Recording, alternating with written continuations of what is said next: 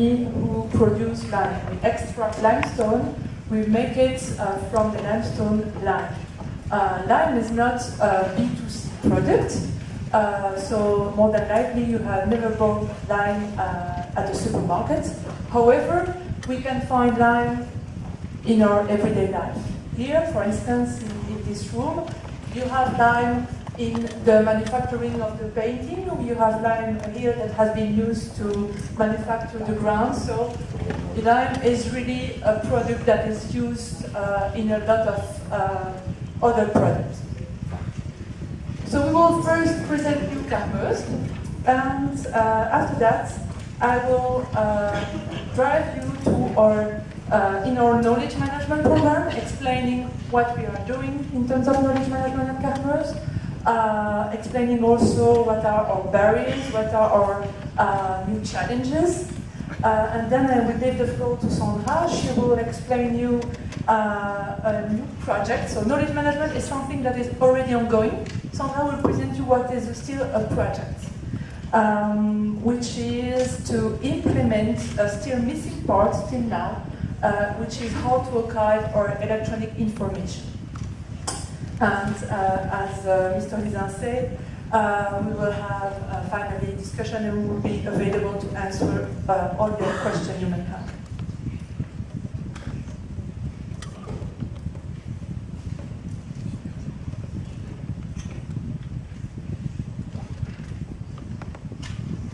So we are actually a very old company. We are 150 years old, so it's very old and privately owned company. We are located in a lot of different countries, 25 countries, and we are mainly located in North America, Western and Eastern Europe. We have development projects in other areas of the world. There is no other a lot area of the world left, so South America and Asia mainly. We are one of the world leaders in the lime product. We are not the first in class, we are the second. The first is Rust. And we are employing 4,000 people. So we are not a big company, but still a local business that spreads the whole world. As I told you, mainly North America, Europe, Western Europe, in Turkey, and we are present also in Africa, South America, and Asia.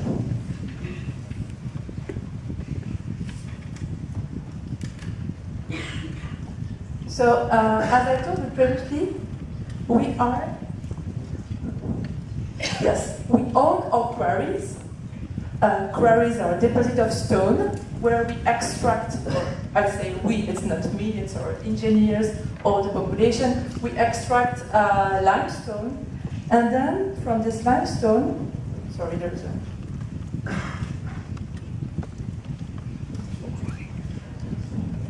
We are selling, let's say, either the stone like that, what we call the crude products, and either we burn the stone in something that is called a kiln. It's kind of oven, a big oven to burn the stone to make it lime. So it's a simple process and really industrial process. Our main market are the steel, the construction, the environment, but you will be able to go through the frenzy afterwards. And this is all the application of the lime. So as you can see, there is a lot of application. Because you have lime in glass, as I previously said, in cleaning products, all which is construction. You have over there the concrete, aluminium, either the baby milk contains lime.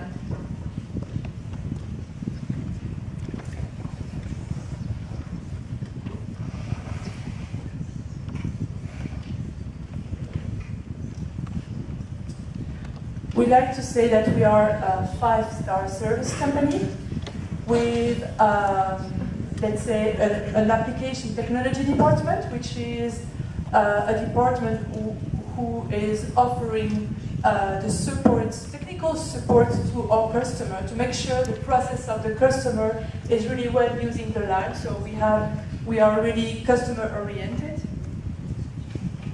We provide also adapted supply chain solution to make sure our customer have their lime in the quantity and in the way they would like to have. Yes, as I told you, we are really focused on the customer needs. We are facing, because steel is really our main market, we are facing strongly and hardly the crisis, so we are searching on a daily basis new ways to sell our products, so new markets. That's what R&D and innovation are important for us. And I told you a bit about supply chain, but Carmeuse has its own logistic company called Carmeuse Overseas, and this company is responsible for delivering the lime worldwide. We are from our plants, we are selling the lime in big quantity. Here in Limestone Carmeuse Overseas, they are sending the lime even a few bags of lime, so it's really their expertise is the logistics, and that helps us to be present everywhere, despite our location.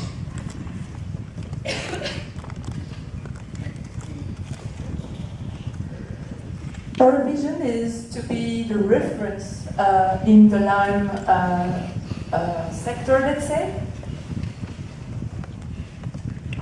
This is something really important for us. These are our values. These are our 5 values. They inspire our decision. As soon as we have a decision to make, we screen the decision with the value, and it allows us normally to take the right decision. For us, working in information management system, where I would say sometimes the return on investment is hard to prove, the value long-term, the value quality and value responsibility are key.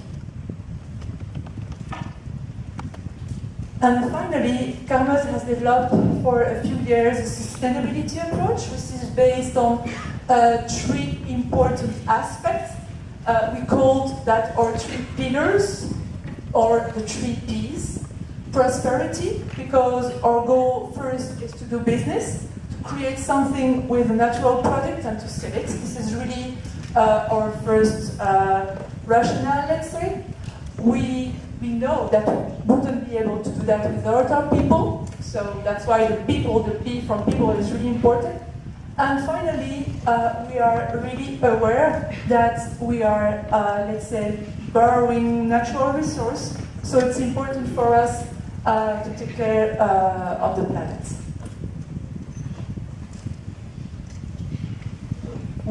It's on our interest to do a good use of our resource, because we have limited resource. We use the stone. As I previously said, we are really a company taking care of the people, and we have launched a lot of safety initiatives because it's important for us to be, to take care also of our people. Yes, Carmeuse is also involved in a foundation where we promote the education of young people and the training, and the particularity of that is that we are, this foundation is acting mainly around our sites.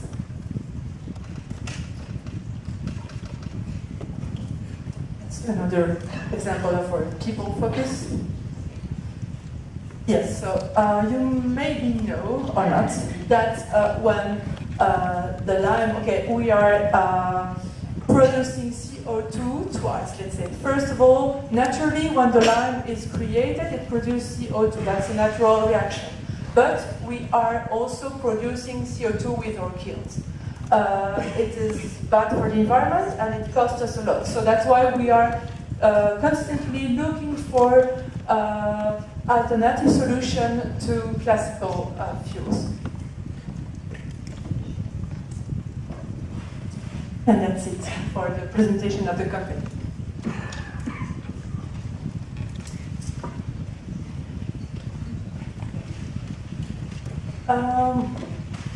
Yes, as I told you, we really need to innovate, we really need to be more efficient to be able to address, let's say, this uncertainty of the future.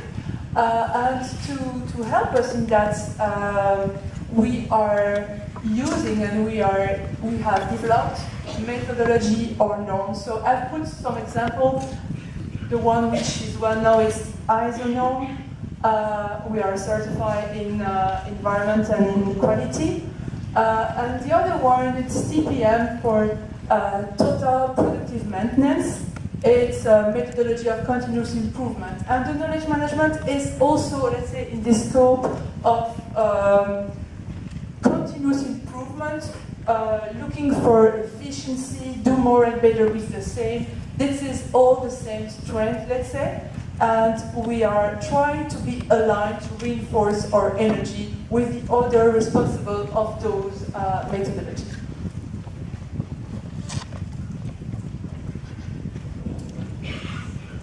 So knowledge management at Carmeuse, I put our motto, which is we share because we care.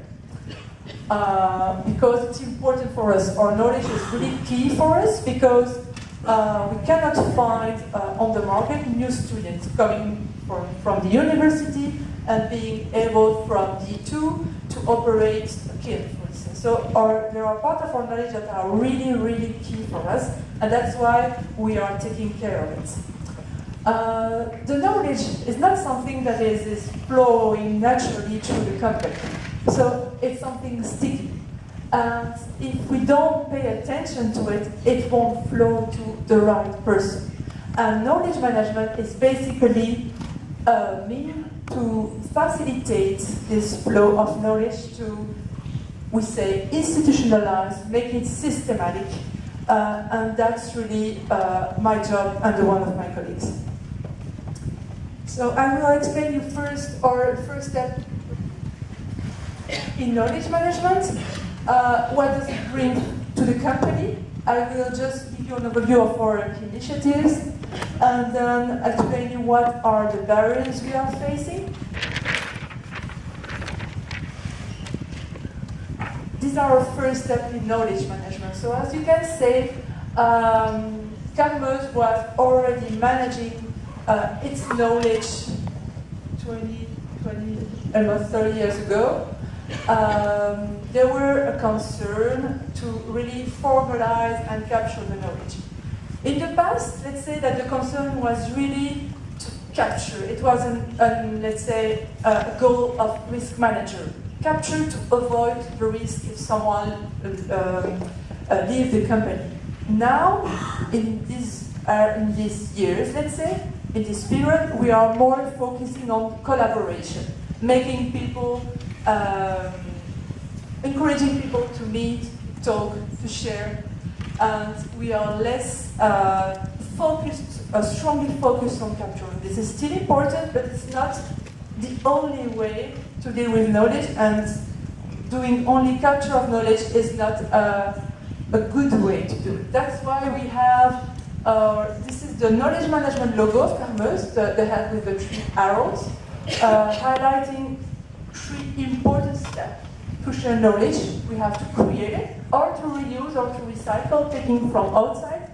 We have to share it, and this is where we were, I would say, it is really one of our weaknesses. It was really one of our weaknesses.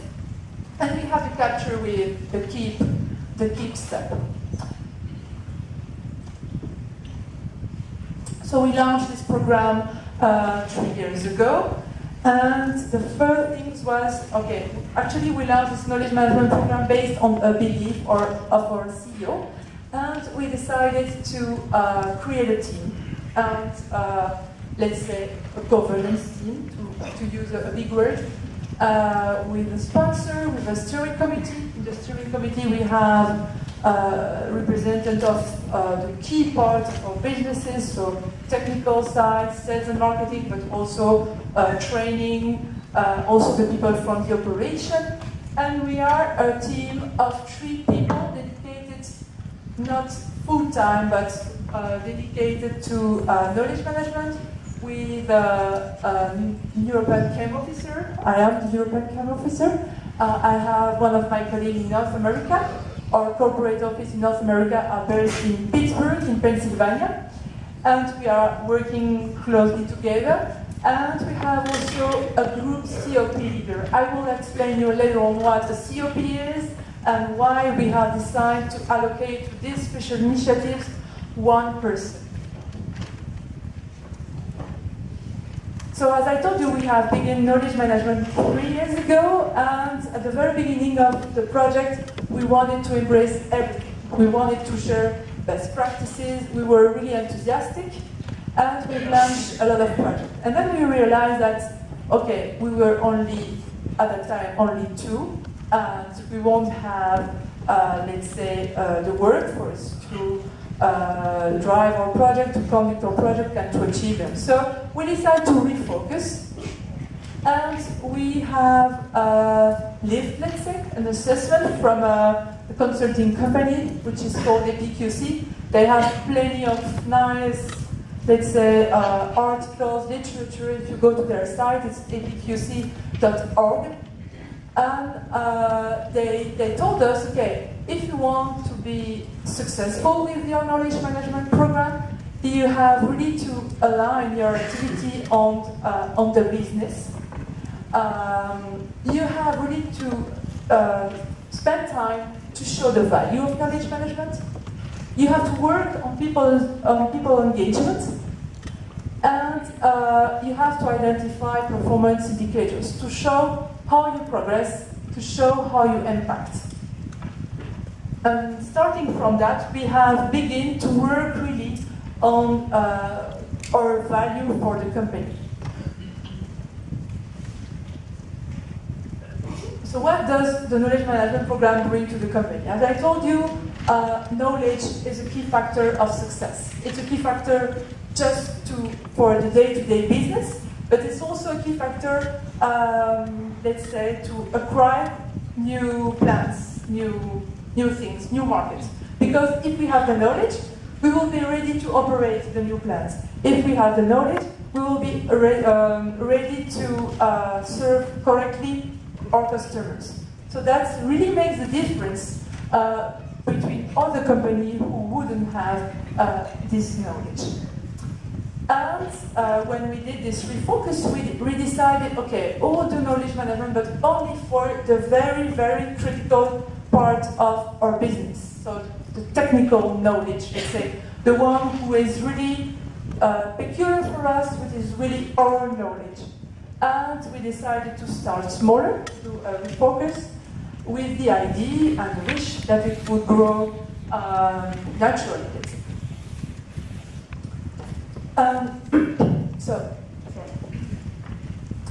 We have worked on our business case. We started from the statement that we have multiple similar projects within the world. Those projects would mobilize really critical knowledge. We wanted to do it once and duplicate it, not reinventing the wheel. And we wanted to have common resources for all of these projects. So here, this is a kind of really simplified graph to show you. Let's imagine we have 4 projects, one in Asia, one in South America, another one in Middle East, another one in Slovakia. And we have on each of those projects, each time, we have someone responsible for the engineering, someone responsible for the process of the installation, and a third one who is responsible to buy everything, all the materials to build the new installation. What we wanted to do with the knowledge management is put those people in contact, put them in contact globally, to have them talk, to have them share their good practice, share their problem, share their solution. It is really, this facilitation that we bring to our company. So that was our, let's say, expectation towards ourselves. And we went to the literature to check what is existing in terms of knowledge management, the knowledge management approach. So knowledge management is a discipline, let's say, which is existing for, I would say, 30 years, but no more. So we went to check to some companies that are really doing knowledge management for a while, like oil and petrol company, for instance. And also the US Army is doing knowledge management for a while. So there is a kind of portfolio of a lot of knowledge management approach. And this graph shows you this portfolio, and you can see that at the very bottom of the graph, you have the, let's say, the approaches of knowledge management which requires less human interaction, like a portal, like a database.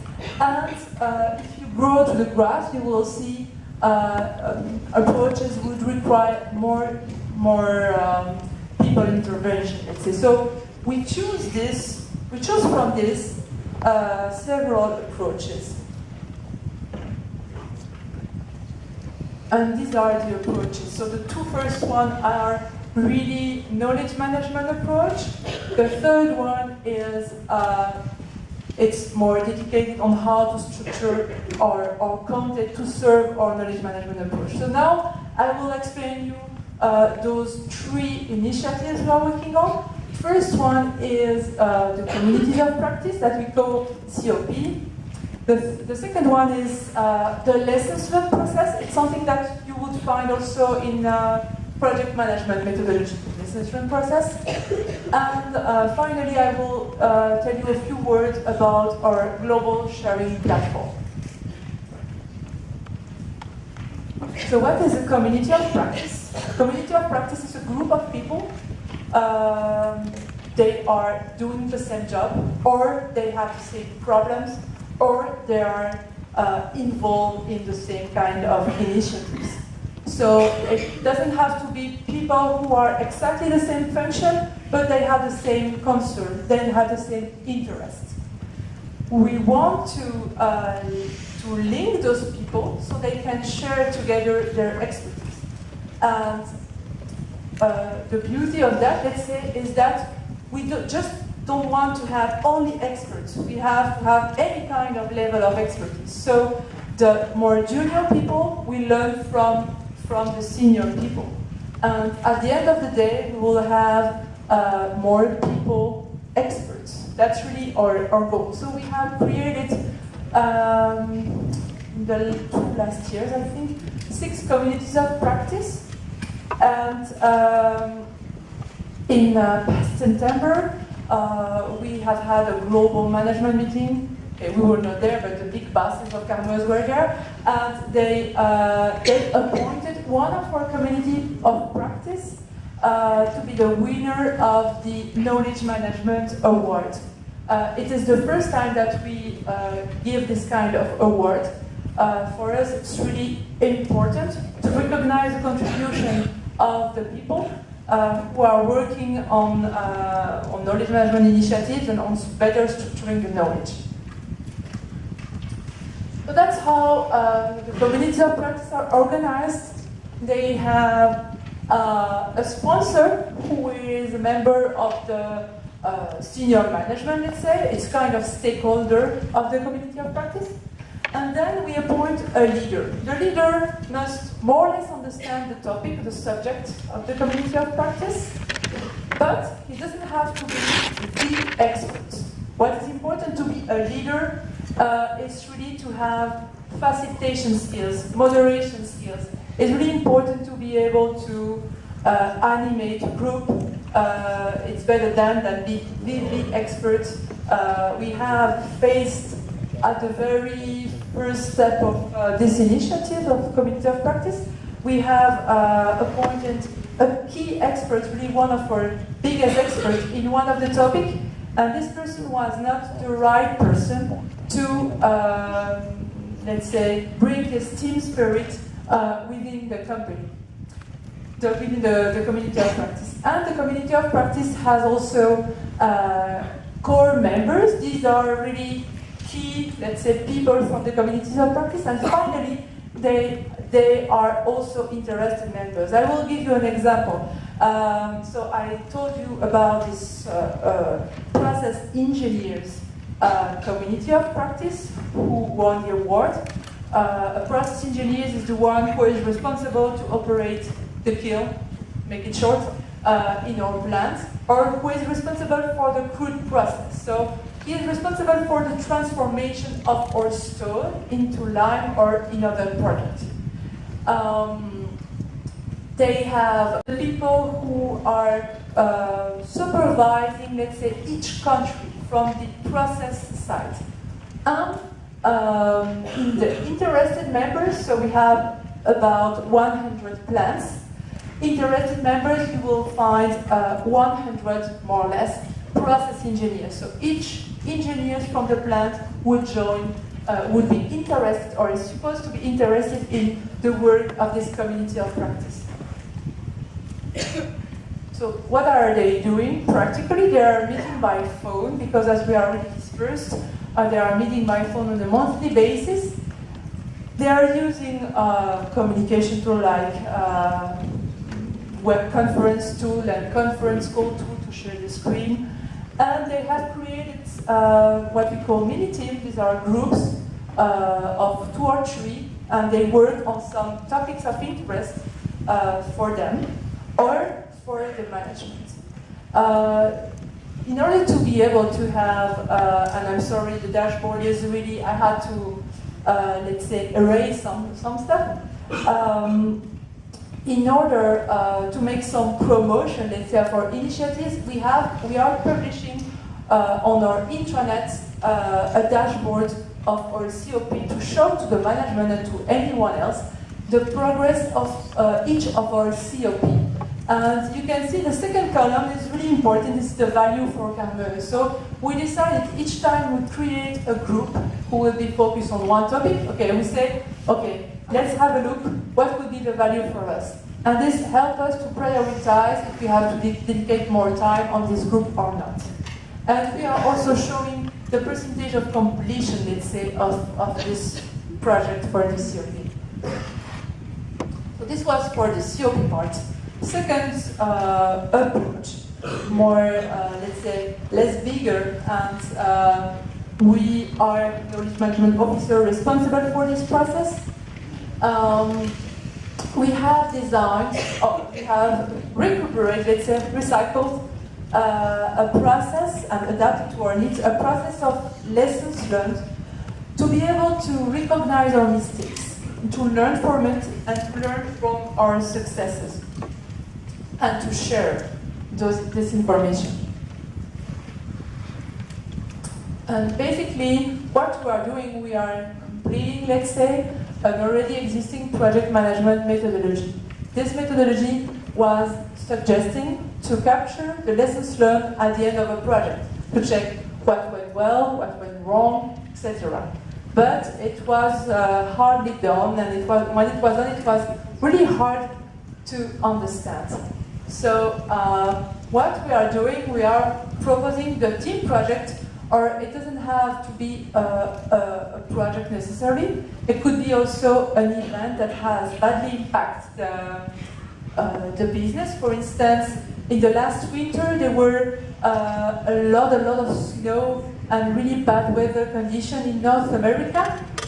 We have done a lessons learned from that because the business was stopped a lot of months for us over there. So it doesn't have to be, it's not mandatory that it is a project.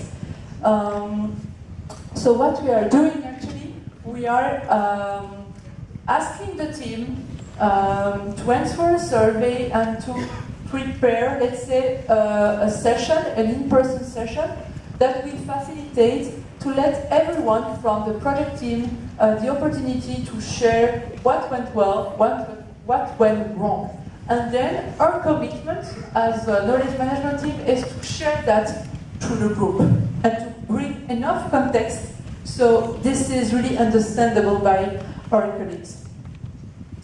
So that was for the two knowledge management approach, communities of practice, lessons learned.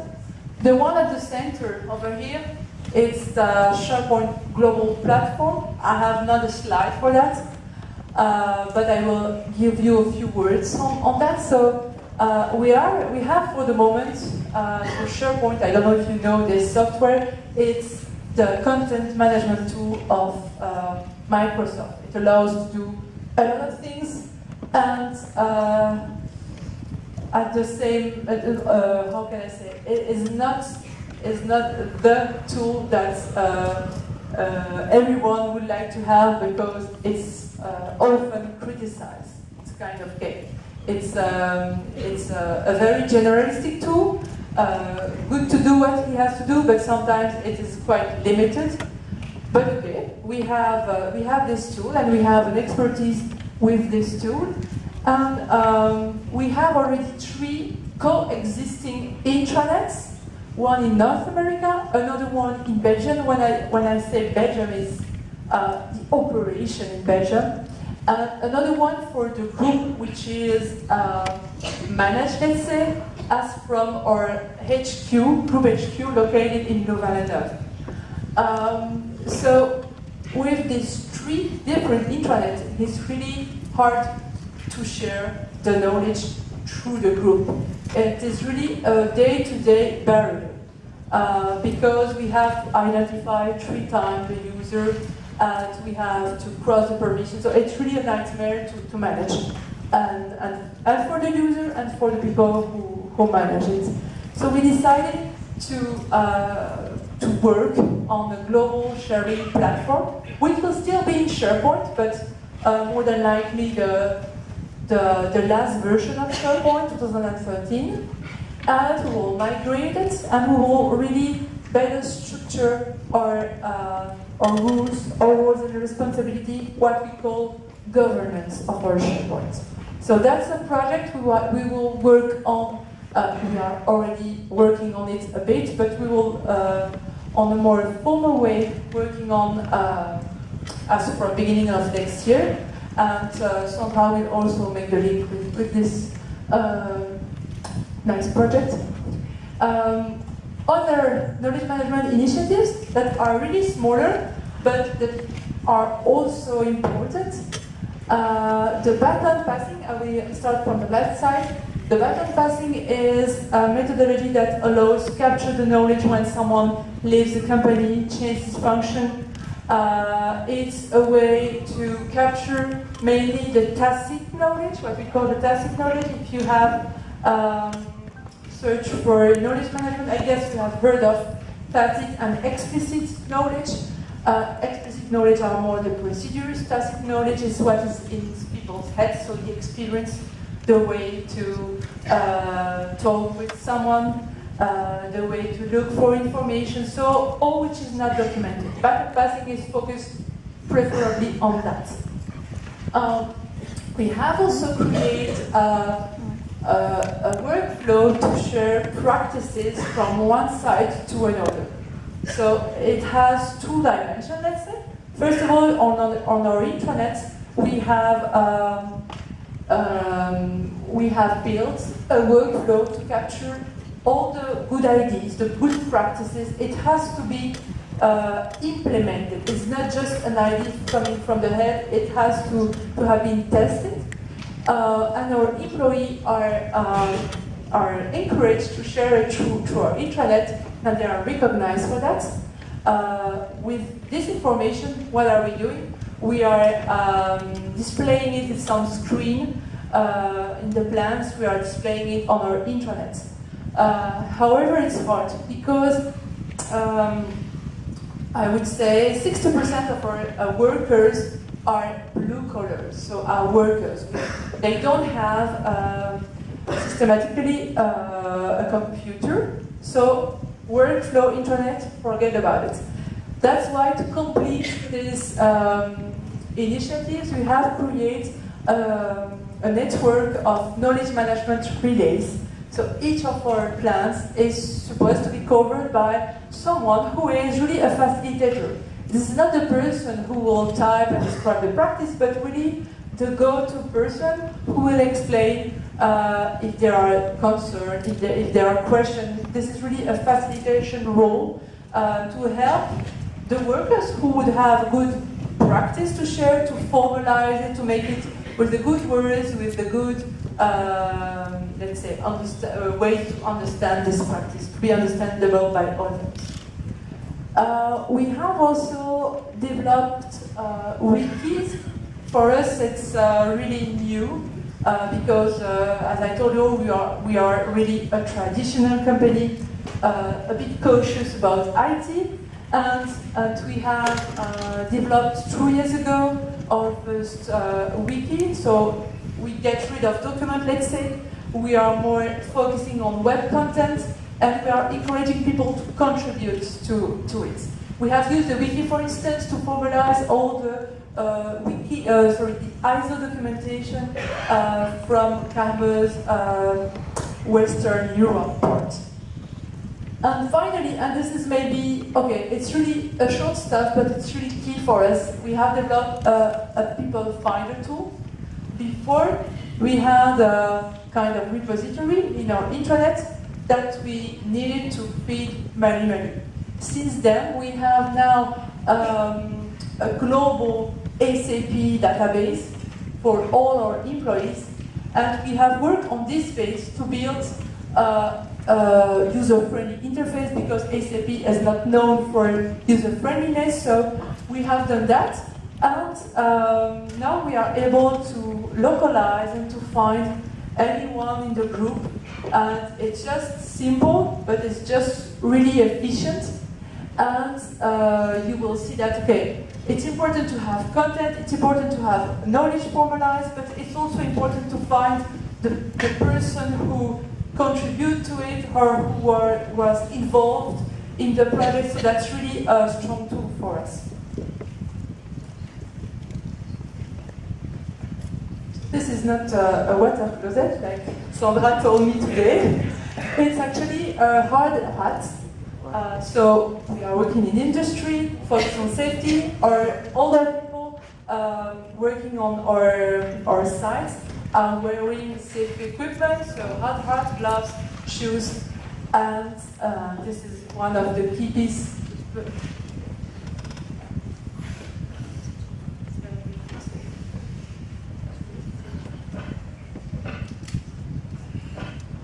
So this is just to give you an example of the kind of practices that are shared from one plant or to another. Over here, you can see that inside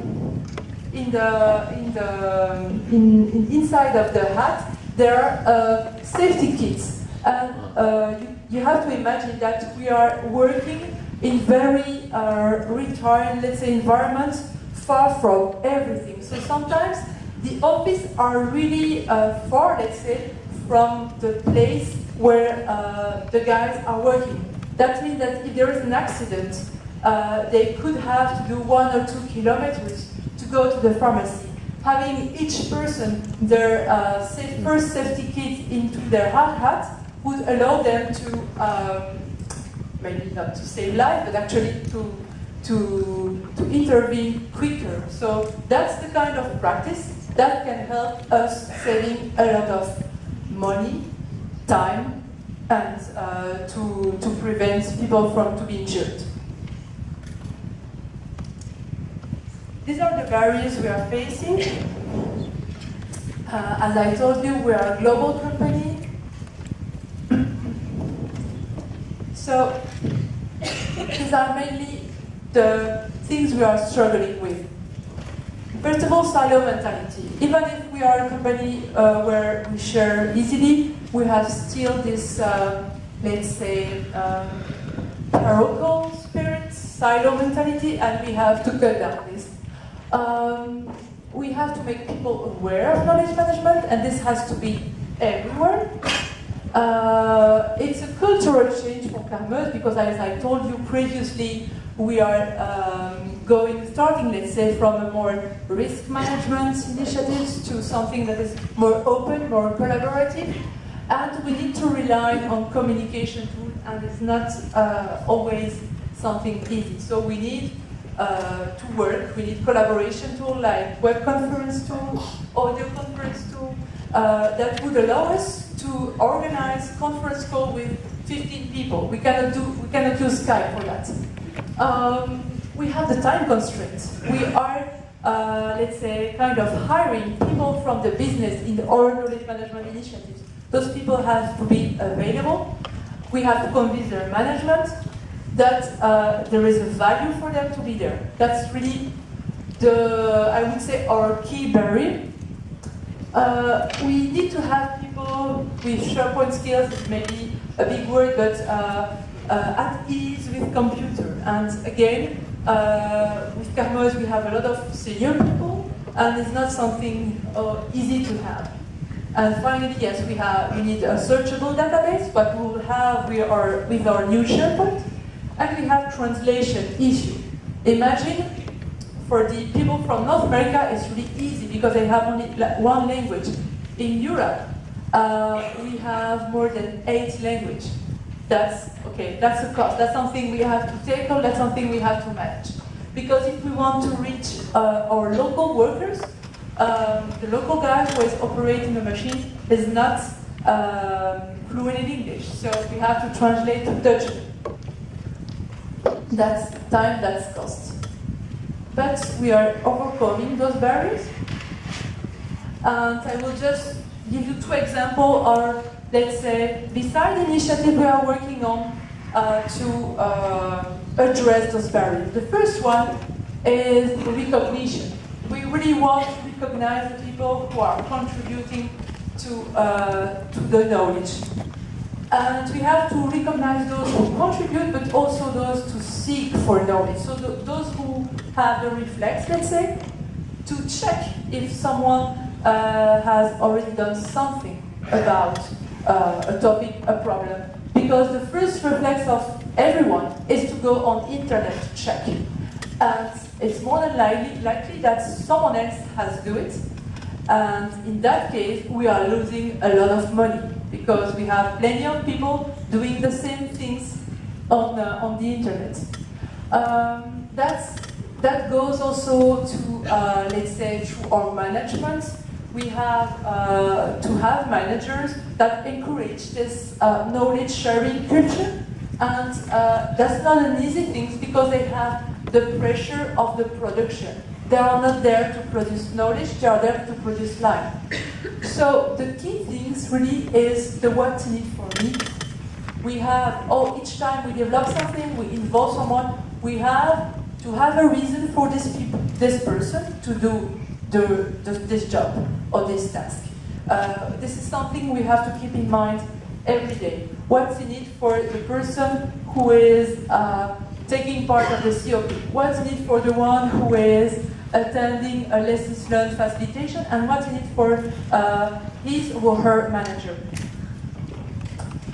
The other mean we have found to tackle, let's say, those barriers is to measure the knowledge management impact on the company. And because the company put money on our department, so the company expects a return on investment, it's really important to measure, because it helps if we communicate on the results we have reached.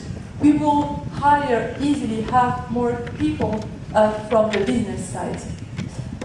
And by measuring it, our knowledge management program and our initiatives, that helps us to monitor what we are doing, that helps us to set priority.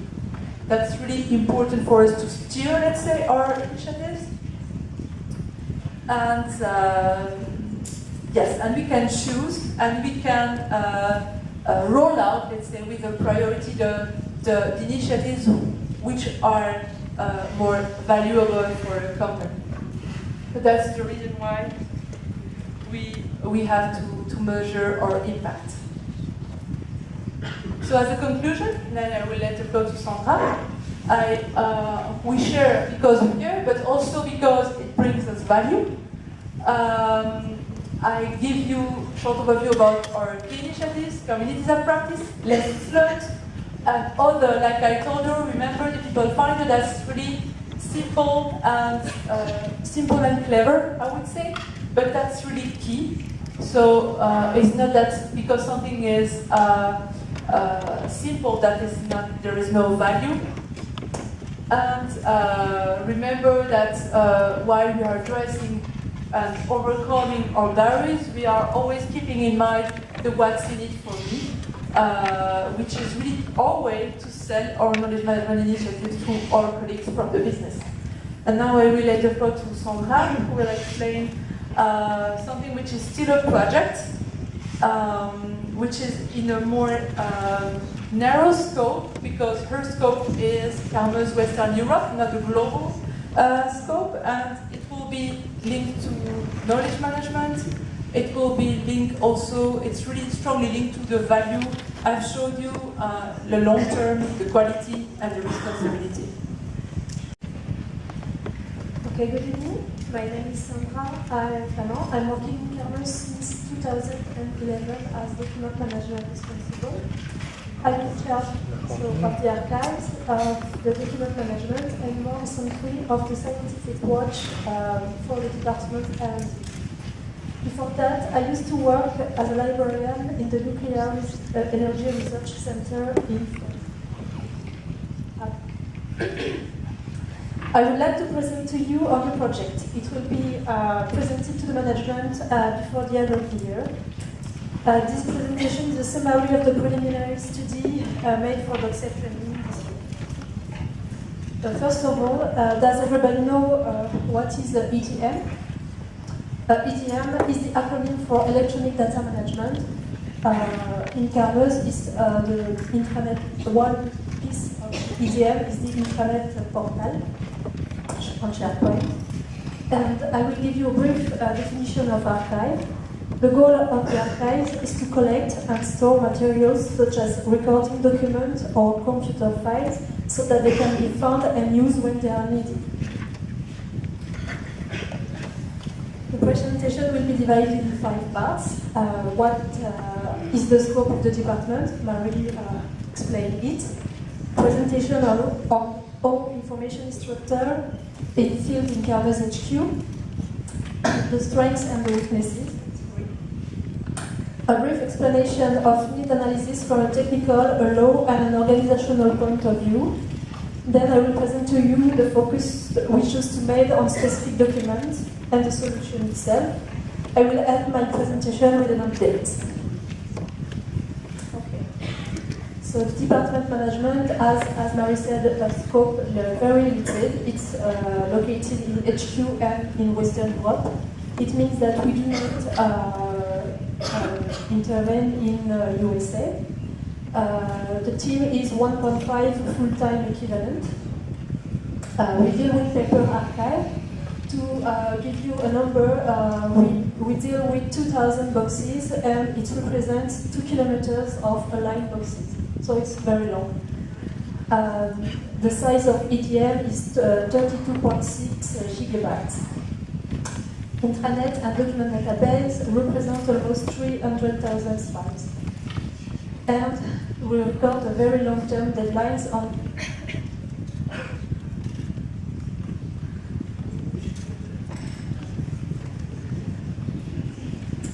We are also in charge of general and permanent schedule. This is a schedule to record very long deadlines. For example, where the authorities give us the permit to an environmental permit, it's given for 20 days. The renewal takes more than a year to be done, and if we want to be sure that the renewals will success, we must both record the date of the renewal and the year before. So this is very long-term schedule. And our challenge are to make sure that essential business information are safe, long-term preserved, and restrictly diffused. Confidentiality in Karme's is very important. And as a support department, we provide advices and help the department to store and share their documents. We help people to understand and use processes and guidance in document management. Structure and filing of the information. A document will be filed in function of its nature. For example, a document provided by Geology Department will never be shared with nobody outside of the Department Geology. The documents are stored on a safe place with a restricted access. We only give advices, but we do not provide help in filing. So we never see these documents. Then you have shared document who can be stored on a shared server or on intranet. And then you have the document database supported in SharePoint 2007. The document database gathers long-term documents such as corporate housekeeping, contract, strategic and business development, or R&D report. The strength of our structure of filing is that we are a dedicated team to manage information, and I think it's a strong thing for an enterprise. Two processes describing retention deadline on group and on Western Europe level help people to retain their document. A strong destruction process is applied each year and approved by the management. It could be easily transposed to an electronic system. And then we respect the probative value of legal document and facilitate accessibility and searchability of document via electronic system. And now the weaknesses, and they are. There is a lot of partition on filing. We have no limitation on email boxes. So as you can imagine, we have a very problem with the size of email boxes. Some people keep their document on their boxes. There is a lack of filing process, with as a result, people filing their documents on their hard drive. And sometimes their hard drive are not backed. Document database has restricted access. Only 20 users for the document database. This decision comes from the management. At the beginning, when Marie created the database in 2005, it was decided that it must very restricted access. And so the idea of EDM, which was the beginning of the document database, became over the year an archiving place. There is also a lack of trust from the users on the internet. They need more information and training and how to use and share documents with SharePoint. We have also the problem of oversized confidentiality in campus. Non-procedures define which document is confidential for how long and how to store them. In the name of confidentiality, information is managed and as an exception and doesn't follow the one process. There is no clear responsibility and ownership. There is no identifier owner for a document or a share folder, no clear process. For example, contract, which part of the business is in charge after the contract is signed, the legal department or the business. Somebody that doesn't want to keep the contract, to follow the process. And we have problems with local rules on each country, which are different. Original documents such as General Assembly or Board of Directors, annual accounts must be filled in the country of the society, but each country doesn't have the same retention deadline delay.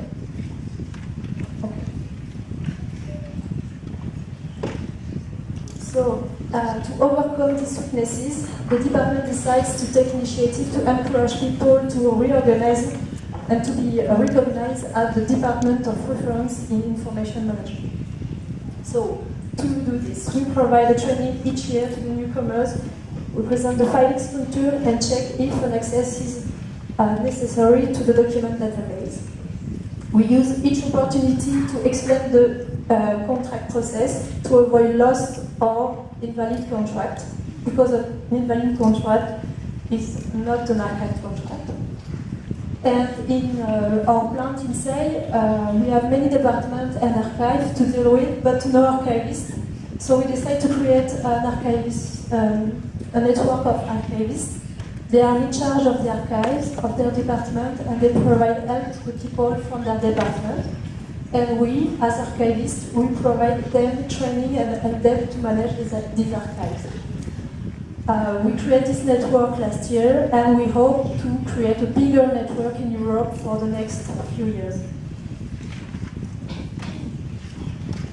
So, who will influence the project? On the top, you can see the CEO. He initiates the project this summer by sending us a question about electronic archives in Greece.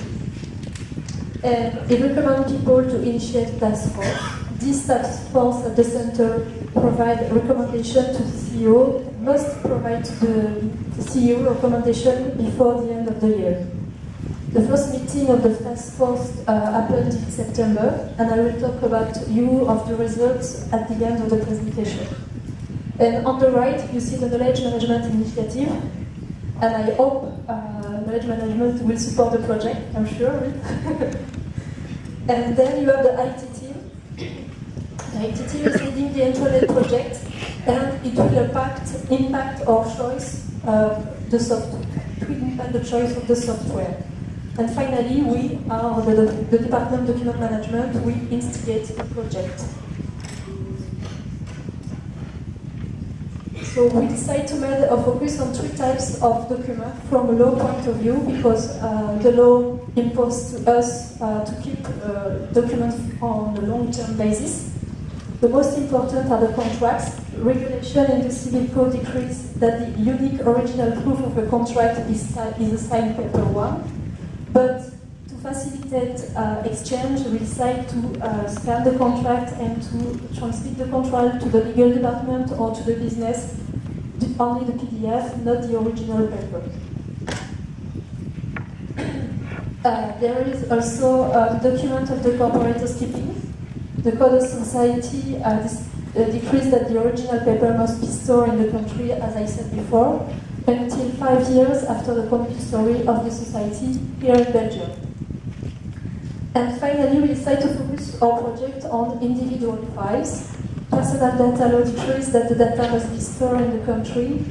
The transfer of the data outside the European Union is not allowed.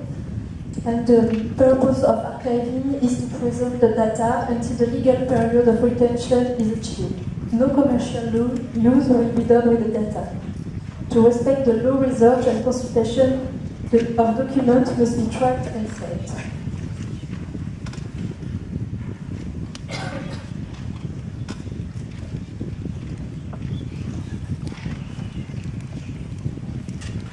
So now we will talk about technical requirements. This technical analysis was made to help to decide of the technical requirements after. The server's room is located 30 kilometers away from our office. It means that information must be transferred from the server's room to our office. The group decided to use SharePoint as a unique platform of sharing, and the electronic archiving software must be interoperate with the SharePoint. And then the third technical requirement is the metadata. Do you know what is metadata? For example, as we are in Halloween period, I will take the example of a candy box.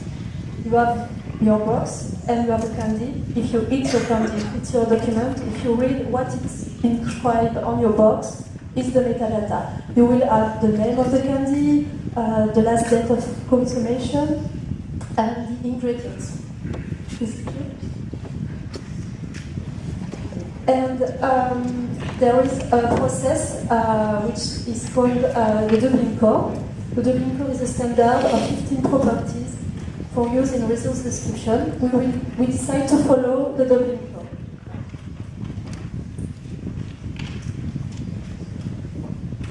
So there is a brief summary of risk analysis from a different point of view. For CARMES, the compliance with the law in terms of document retention delay. This is a risk if you don't have an archiving system. The cost, energy, and servers will exponentially increase. And management may underestimate the cost of electronic archiving. The risk for the paper information. Paper and electronic information have to be managed in parallel. Deterioration of paper contracts. Some of our records are older than a century, and we must keep them. For example, we have notarially deed of property. They were written before 90, so we must keep them, but the paper has not a good quality, so we must scan them to keep them. And the risk for the actual ATM system, there is a lack of metadata. As I said, the actual set doesn't follow the recommendation of the Dublin Core. And SharePoint on the version 2007 is not really performant with the management of metadata.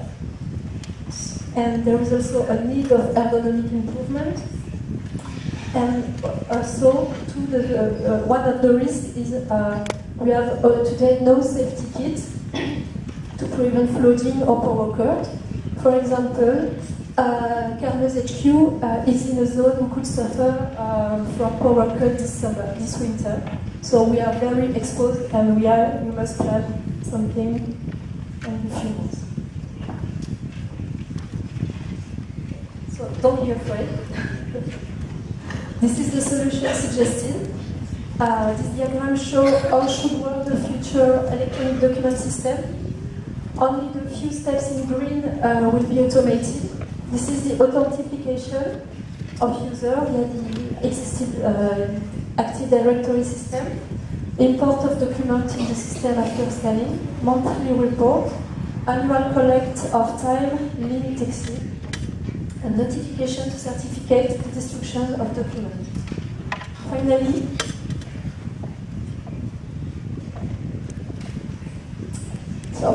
you will notice that there are a few automated steps. This is a wheel because we want to reduce as much as possible the cost of the archiving system, and we want to avoid specific development. I will make it quick with the role and responsibilities. As you can see, it's always the Department Document Management. We are fully engaged to this new project. The most important challenge for us will be to convince the IT manager to allow IT specialists and IT SharePoint specialists to work with us. Okay. So these are the technical requirements to put the system on. The confidentiality must be guaranteed by a strict management of accesses via the existing Microsoft Active Directory system. The server dedicated to the archive must be located inside the office, not in the service room, to prevent data transfer. And the following languages should be available. Marie said 8 languages. I won't detail them, it's not necessary, but all these languages are in use inside the group. If the electronic archiving system is transposed to a group level, this will be a basic requirement. And to avoid access interruption, migration should be scheduled during weekend or during night. The cost evaluation. The result of only 4 steps automated is that the cost of the project will be not highly expensive.